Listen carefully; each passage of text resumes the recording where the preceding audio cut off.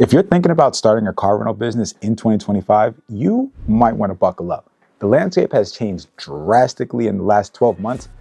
And actually, it's changed a lot in just the last week, but I'll get into that. Today, I'm going to lay all the cards out on the table as somebody who's been in the car sharing industry for 5+ years, so you can make the most informed decisions for your business moving forward. And look, a lot has changed, and it's going to make all the information that you've learned in the past basically useless. So what we're going to do is we're going to cover everything that has happened up until today, and then we're going to jump into the moves that you need to make to be successful in the future.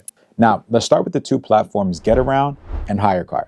Now, last year, Getaround actually acquired HyreCar, so we were expecting some sort of merger to happen in the future. But what happened really shocked literally everybody in the industry. How this ended up happening is we first got an email from them stating that their insurance was being canceled. So their insurance policy that covered hire car rentals, actually they got dropped by their insurance, but they were looking for a new provider. So they were going to keep continuing to do business. But they said in the meantime, look, guys, our insurance is canceled. Go and get your cars back because the insurance policy is no longer active. Are you serious?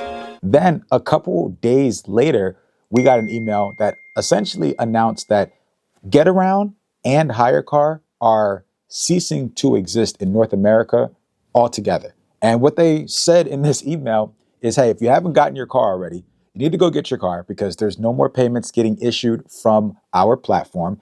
Not only that, but you also need to go and you need to get your financials off of our website. So if you made any money on HyreCar, you got to go and get your data out of there for tax purposes and everything because they're shutting down the website in its entirety. If HyreCar and Getaround are gone, this is naturally going to have people flock over to Turo, or you're going to need to learn the private rental space. Those are really the only two options. So as far as the car sharing app goes, this really gave Turo like the ability to have a monopoly, which from experience that we've had with Turo over the last couple of months, I don't know if that's a good thing or a bad thing yet. We'll see on that. I mean, I'm thinking that this is probably going to be a good thing for Turo from the Turo company perspective. But they decided to do something really, really sneaky instead. So back in 2022, Turo filed to go public via an initial IPO. But in the simplest in terms, got very spooky in 2023 and 2024 for the IPO market, and it never happened. And if you fast forward to 2024, that's when Turo started unleashing a slew of different changes to the platform that quite honestly pissed off a lot of hosts. And I made an entire video about all the changes that they made. I'll link to that for you guys. I highly suggest that you watch this video because you're going to want to be in the know on how this platform is going to operate moving forward. But I need two things from you guys as well. All right. First and foremost, if you're getting some value from this video, go ahead and drop a like on it so the algo can push it out to more people. And two, if you're not already subscribed to the channel, press the subscribe button. All right. Press the subscribe button so you can see these videos first and foremost when they drop. Now, back to the changes. We all thought that these changes were definitely, okay, they're getting ready to go public. Now is the time. They're trying to be as profitable as possible. But they just did a curveball for everybody. And they did it very, very quietly, where just this week, they actually canceled their $300 million IPO. Now, it's still unseen if this is a good thing or a bad thing, but there's really two different reasons why I'm thinking that they would cancel this IPO. The first thing is because looking at their numbers, their growth has actually slowed down in the most recent years. So that's probably not good for somebody going public for them to get the highest valuation possible. Now, the other thing, and this is, you got to really think about this one. They could be about to get acquired, right? They could actually be about to get acquired by another company in the sharing economy, right? Someone like an Airbnb, somebody like a Uber, who they just announced a future partnership with. Turo fits perfectly into their ecosystem, technically. So we don't know which way this is going to go. This is literally just happened. But let me know in the comments. What do you guys think long term? Is this going to be a good thing for Turo? Is this going to be a bad thing for Turo? Is this a sign of what's to come? Let me know your thoughts in the comment. So what do all these moving parts mean for hosts? And more importantly, how can we make money from it? So what it really comes down to is you're going to have to understand the environment. So while there is a lot of renters that are going to be flocking to the Turo platform with the closure of Getaround and HyreCar, there's also going to be more hosts that are coming as well. So you could actually see an increase in competition in the short term. So to really be able to separate yourself, you got to get into the analytics. And in 2025, you got to leverage technology to your advantage because a lot of people are not doing this yet. Now, I just found this tool that I'm not using in my business that dives deep into really all the analytics that you need to take your business to the next level. Matter of fact, let me show you. So the tool that I'm using is called rentscout.io. And this is actually a Google Chrome plugin that you can download completely free to start out. And then once you download it, it'll actually work within the Turo website to get you some specific market data. So what I mean by that is like, let's say you want to see like what are the top performing sedans in your market. So for me, I would look at like Philadelphia, and a really key tip here is whenever you're looking to do research and pull data from your market, you always want to go at least a couple weeks out, because if you go to like next weekend, then there's going to be things that are already like pre-booked and they're not going to pop up in that data that you're pulling from the site. So let's just go to like next month in March, and we'll click on save, and then we'll go ahead and search it. And let's just say that I'm looking for cars, and let's say 2019, I never buy anything brand new. So 2019 to 2024. All right. So let's go to view those results. And we can keep it like super wide now. But as you can see, when I'm on the Turo website, instead of it just being regular, because I have this Google Chrome plugin, I have a little Rent Scout button here. And when I click on that, it's going to take me to the actual Rent Scout interface, where I can now pull the data from Turo, and it's going to analyze it in Rent Scout. So what I like to do first and foremost is just bring as much data in. So if you remember, there was like 200 plus listings here. So I'll go ahead and get, some of the top ones. I'll probably press load more and get a good amount loaded in first. So let's just do that one more time. So we'll get a good amount of cars here loaded in.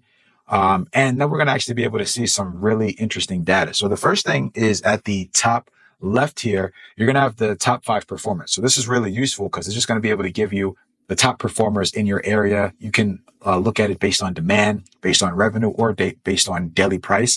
I would really look at it from like a demand or a revenue standpoint. So as we can see in Philly, the top performing sedan is this Toyota Camry that has a 73% demand. But you can also look at like the annual revenue for a car, how much the vehicle is actually making, what the estimated market value is right now. And this one's really big, right? You can actually look at the return on investment, the ROI of these vehicles. So you want to get a vehicle that obviously has like the highest ROI as possible. These are all going to be things that are going to allow you to really, figure out your metrics. But what I would do is I would probably find some of the vehicles that are top performers, right? So we're going to look at like this Toyota Camry's got a 73%. This Prius right here has 69%.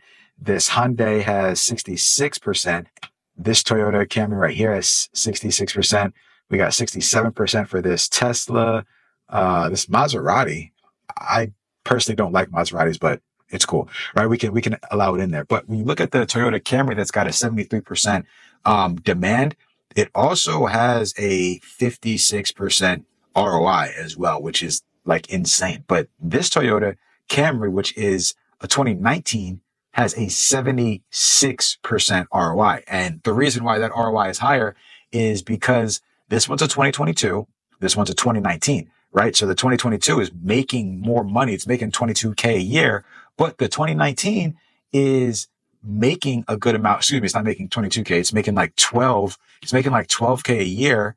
Versus this 2019, which is making like 13. But look at the value. So when you're thinking about vehicles that you want to buy, we're talking about it's making similar or in this case, even a little bit more than this 2022 is. And if you're purchasing these or thinking about adding these types of vehicles to your fleet, then you're also going to have less out of pocket. So your ROI is going to be a lot higher, 76% versus 56% ROI. That's huge. Now, when you do check off a couple of cars here that you're looking at that you might be interested in really analyzing how they're performing against each other, once you check them over here, it's going to actually allow you to see some numbers from them in a chart over time. So you can see the Toyota Camrys here, right? So you can see what the average revenue is over time. This is going to be over the last 12 months. You can see it from a demand perspective over time. So really, what you're going to want to look for in these models over time is you want to look for like as little volatility as possible. So this blue line like is going down crazy, and all right, so that's this Toyota Prius, right? So this blue line is really, really volatile, where sometimes, yeah, it's performing great and above the others, but other times that thing is like, that demand is at zero. So you want to look at that from the demand and also from the revenue perspective, which this one has the same thing from the revenue perspective. So if you look like this purple line right here, revenue is pretty consistent. It never really dips down really low. And then let's look at the purple line for demand. Same thing. The demand is pretty consistent as well in comparison to everything else. So that's one of the things that I'm really going to be looking for when I'm thinking about a vehicle that I'm going to add to my fleet moving forward. I'm not just going to go out and buy what I like, or I'm going to buy something that I think is going to do well. I'm going to actually take the time to come in here, look at the analytics, and make a data-driven decision before I actually go out and decide to add a vehicle to my fleet. Like when you have these type of tools at your, at your disposal, this is what's going to really separate you, because you're really not guessing, right? You can see exactly what the demand is for that vehicle. You can see what the revenue is for that vehicle. And this is going to make the vehicles that you add to your fleet really like you can't miss in this situation. Now, the other thing that I like to do is I'll actually take this and I'll look at maybe all the Toyota Camrys. Now that I see that, okay, the Toyota Camry, this is definitely a top performer. So I might go back into Turo and I might do a search of just all the Toyota Camrys and then come back into here. So that way I can actually get even more specific. Hey, what year of Toyota Camry is generating the highest ROI? What year of the Toyota Camry also has the highest revenue? And that way I know the make that I'm getting, but now I can even lock in on what year it is that I'm getting as well. So this is how you can really dive deep into the analytics, eliminate the guesswork, and really start leveraging this tech to your advantage. Now, they don't even just stop there with just the demand and the revenue numbers, right? Let's key in on this Toyota Camry for a second. And when you actually click on the listing and you go to details here, it's actually going to go in and it's going to give you even more analytics. We talked about depreciation earlier, how you don't want to be losing crazy money when it comes to the depreciation. So you can actually see what is the expected depreciation for this vehicle as well. So you can see, okay, it's dropping off, about a little less than 2,000 from 2026 to 2027.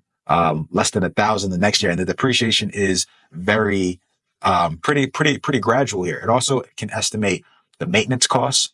These are just based off of a third party that's going to give you some averages.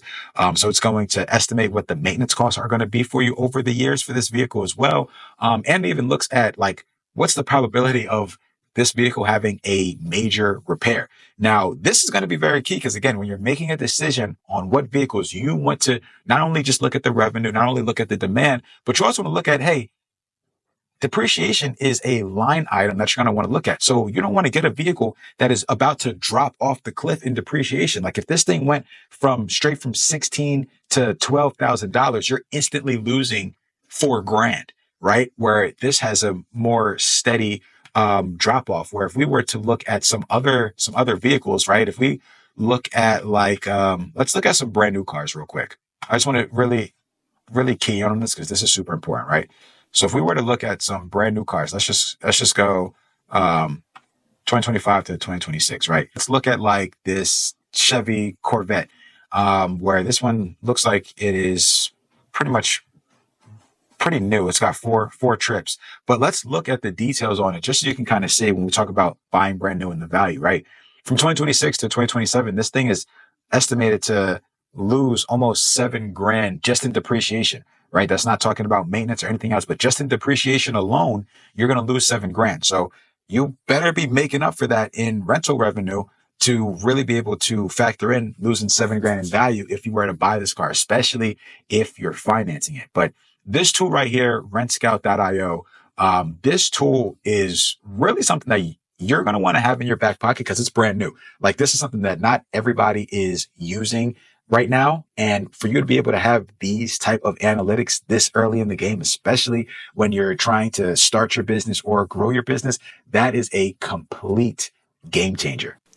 Now, RentScout is available as a free Google Chrome plugin, but they do have a pro version that is available for literally less than $20 a month. And that unlocks every single analytic that's available on the site. And you can get 20% off when you use code WEALTHY at checkout. All right, now this tech and these analytics are going to be game changers to really understand your market and how to buy a vehicle at the right point in time in its depreciation curve. But if there's one thing that we've learned about these platforms, it's that, yeah, these are a great place to really do a lot of the heavy lifting for us in the business, but they are not the end all be all if you want to build a diversified business. You're going to need to explore things like learning how to go through private rentals. You're going to want to add that to your business as soon as possible. And this is one of the things that we've talked about in the Car Rental Blueprint for a while. So what we're doing right now is we're actually going to offer all of you guys 85% off the Car Rental Blueprint. So you can get in, you can get the entire curriculum, but you're also going to get into the private community